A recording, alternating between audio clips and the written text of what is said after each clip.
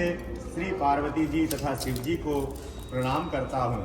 रमणीक कैलाश पर्वत के शिखर पर बैठी हुई श्री पार्वती जी कहती हैं, हे महेश्वर, हमें कोई गुप्त व्रत या पूजन बतलाइए जो सब धर्मों से सरल हो, जिसमें परिश्रम भी कम करना पड़े लेकिन फल अधिक मिले।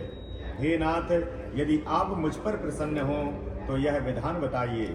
हे प्रभु, किस तप व्रत या दान से आदि मध्य और अंत रहित आप जैसे महाप्रभु को हम प्राप्त हुए हैं। शिव जी बोले, हे देवी सुनो, मैं तुमको एक व्रत जो मेरा सर्वस्व और छिपाने योग्य है लेकिन तुम्हारे प्रेम के वशीभूत होकर मैं तुम्हें बतलाता हूँ। जैसे नक्षत्रों में चंद्रमा, ग्रहों में सूर्य, वर्णों में ब्राह्मण, देवताओं में विष्णु भगवान, नदियों में गंगा, पुराणों में महाभारत, वेदों में सामवेद और इंद्रियों में मन श्रेष्ठ है। सब पुराण और वेदों का सर्वस्व जिस तरह कहा गया है, मैं तुम्हें एक प्राचीन व्रत बतलाता हूँ। एकाग्र मन से सुनो।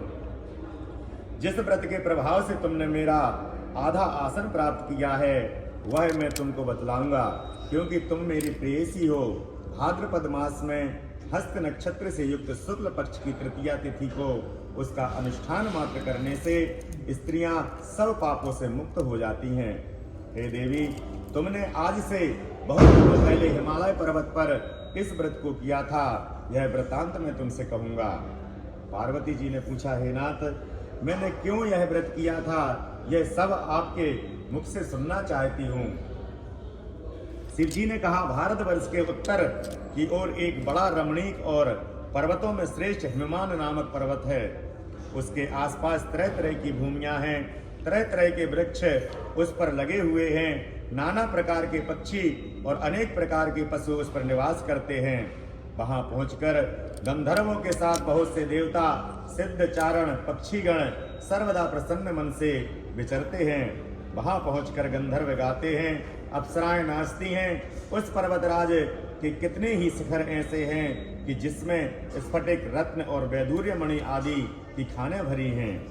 यह पर्वत ऊंचा तो इतना अधिक है कि मित्र के घर की तरह समझकर आकाश का स्पर्श किए रहता है। उसके समस्त शिखर सदैव हिम बर्फ से आच्छादित रहते हैं और गंगा जल की ध्वनि सदा सुनाई देती रहती है। हे पार्वती, तुमने बाल्यकाल में उसी पर्वत पर तपस्या की थी। 12 वर्ष तक तुम उल्टी टंकर केवल धुआं पीकर रही। 64 वर्ष तक सूखे पत्ते खाकर हिमवान ने का सूखे पत्ते खाकर रही। माघ मास में तुम जल में बैठी रहती और बैसाख की दोपहरिया में पंचाग्नि तापती थी। श्रावण के महीने में जल बरसता तो तुम भूखी प्यासी रहकर मैदान में बैठी रहती थी। तुम्हारे पिता इस तरह के कष्ट को सहन को देखकर बड़े ही दुखी हुए। वे चिंता में पड़ गए कि मैं अपनी कन्या किसको दूं। उसी समय नारद जी वहां आ पहुंचे। मुनि श्रेष्ठ नारद जी उस समय तुम्हें देखने गए थे। नारद जी को देखकर गिरि ने अर्घ्य, पाद, आसन आदि देकर उनकी पूजा की और कहा, हे स्वामिन, आप किस लिए यहाँ आए हैं? मेरा अहोभाग्य है, आपका आगमन मेरे लिए अच्छा है। नारद जी ने कहा, हे पर्वतराज सुनो, मैं भगवान विष्णु का भेजा हुआ आपके पास आया हूँ। आपको चाहिए कि यह कन्या रत्न किसी योग्य वर को दे। भगवान विष्णु के समान योग्य वर ब्रह्मा, इंद्र और शिव इनमें से कोई नहीं है। इसलिए मैं यही कहूंगा कि आप अपनी कन्या भगवान विष्णु को ही दे रहे। हिमवान ने कहा, भगवान विष्णु स्वयं मेरी कन्या ले रहे हैं और आप यह संदेश लेकर आए हैं तो मैं उन्हें अपनी कन्या दूंगा। हिमवान की इतनी बात सुनकर मुनिराज नारद आकाश में विलीन हो गए। वे पीतांबर, शंख, चक्र और गदाधारी भगवान विष्णु के पास गए। वहां हाथ जोड़कर नारद जी ने भगवान विष्णु से कहा, हे देव सुनिए, मैंने आपका विवाह पक्का करा दिया है। उधर हिमवान ने पार्वती के पास जाकर कहा कि हे पुत्री, मैंने तुम्हें भगवान विष्णु को दे डाले। तब पिता की बात सुनकर तुम बिना उत्तर दिए ही अपनी सखी के घर चली गई। वहीं जमीन पर पढ़कर तुम बड़ी दुखी होती हुई विलाप करने लगी। तुमको इस तरह विलाप करते देख एक सखी ने पास आकर कहा, देवी तुम क्यों इतनी दुखी हो, इसका कारण बताओ। तुम्हारी जो कुछ इच्छा होगी मैं यथाशक्ति आपको उसको पूरा करने की चेष्टा करूंगी, इसमें कोई संशय नहीं है। पार्वती बोली, मेरी जो कुछ अभिलाषा है उसे तुम प्रेम पूर्वक सुनो। मैं एकमात्र शिव जी को अपना पति बनाना चाहती हूँ, इसमें कुछ भी संशय नहीं है। मेरे इस विचार को पिताजी ने ठुकरा दिया है, इससे मैं अपने शरीर को त्याग दूंगी।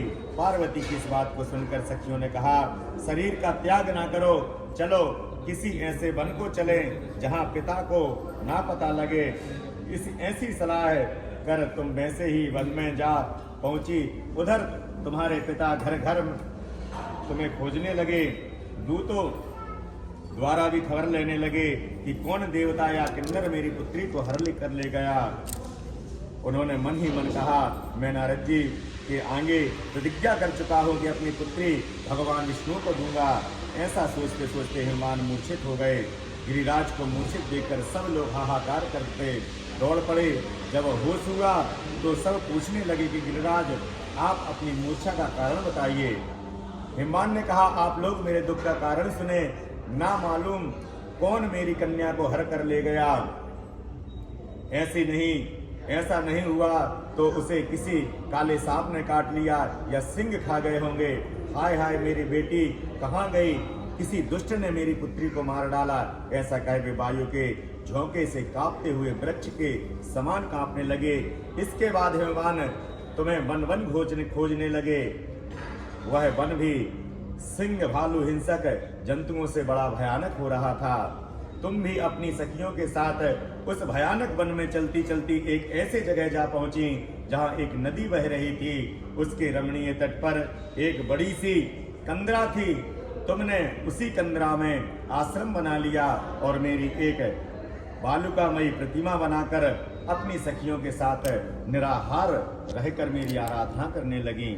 जब भाद्रपद शुक्ल पक्ष की हस्तयुक्त तृतीया तिथि प्राप्त हुई तब तुमने मेरा विधिवत पूजन किया और रात भर जाग कर गीत वाद्यादि से मुझे प्रसन्न करने में बिताया।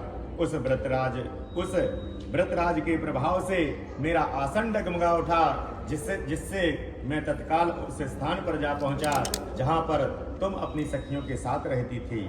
वहां पहुंचकर मैंने तुमसे कहा कि मैं तुम पर प्रसन्न हूं, बोलो क्या चाहती हो। तुमने कहा, मेरे देवता यदि आप मेरे ऊपर प्रसन्न हैं तो मेरे पति बने। मेरे तथास्तु कहकर कैलाश पर्वत पर वापस आने पर तुमने वह प्रतिमा नदी में प्रवाहित कर दी और सखियों के साथ उस महाव्रत का पारण किया।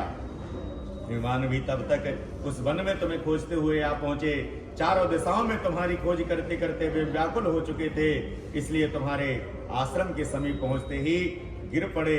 थोड़ी देर बाद उन्होंने नदी के तट पर दो कन्याएं देखी।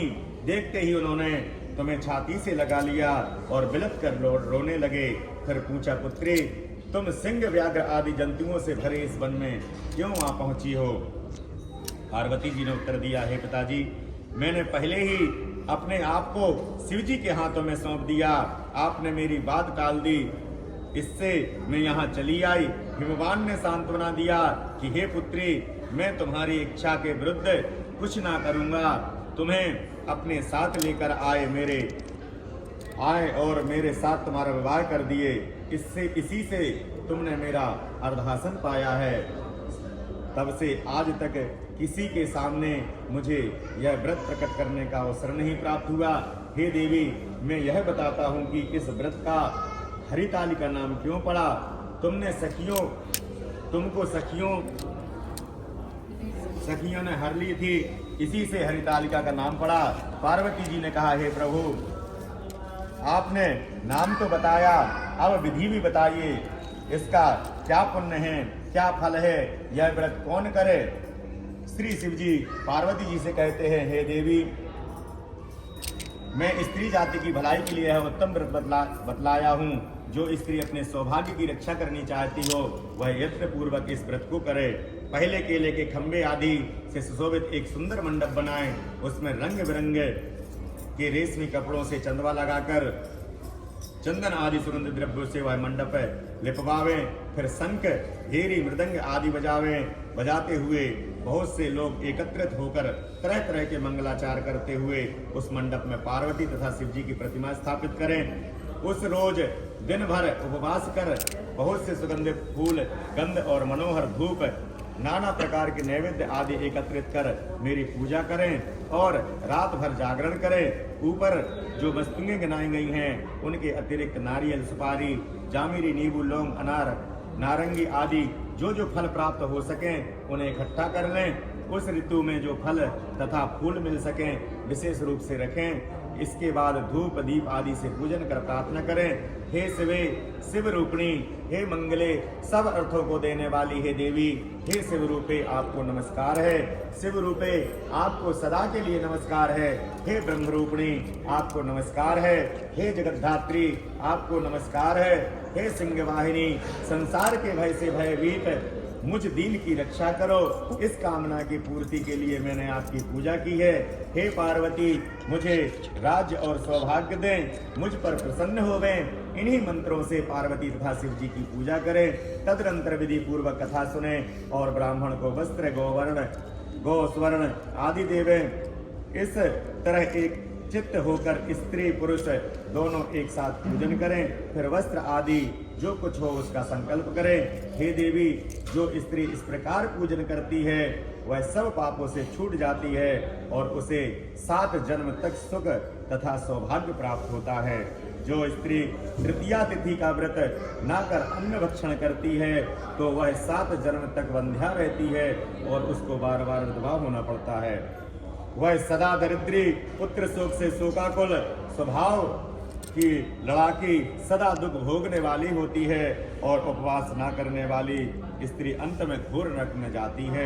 तीज को अन्न खाने से सूकरी, फल खाने से बंदरिया, पानी पीने से जोंक, दूध पीने से सापिन, मांसाहार करने से बाघिन, दही खाने से बिल्ली, मिठाई खाने से चींटी और सब खाना खाने से मक्खी होती है।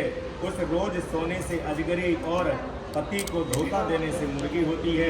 इसलिए हर स्त्रियां व्रत अवश्य करें। दूसरे दिन स्वर्ण, चांदी, तावा अथवा बांस के पात्र में अन्न भरकर ब्राह्मण को दान दें और पारण करें। जो स्त्री इस प्रकार व्रत करती है वह मेरे समान पति पाती है और जब वह मरने लगती है तो तुम्हारे समान उसका रूप हो जाता है। उसे इस प्रकार के सांसारिक भोग और सायुज्य मुक्ति मिल जाती है। इस हरितालिका व्रत की कथा मात्र सुन लेने से प्राणी को 1000 अश्वमेध और सैकड़ों वाजपेयी यज्ञ करने का फल प्राप्त होता है। हे देवी, मैंने यह सब व्रतों में उत्तम व्रत बतलाया जिसके करने से प्राणी सब पापों से छूट जाता है, इसमें संशय नहीं। बोले गौरी शंकर भगवान की जय।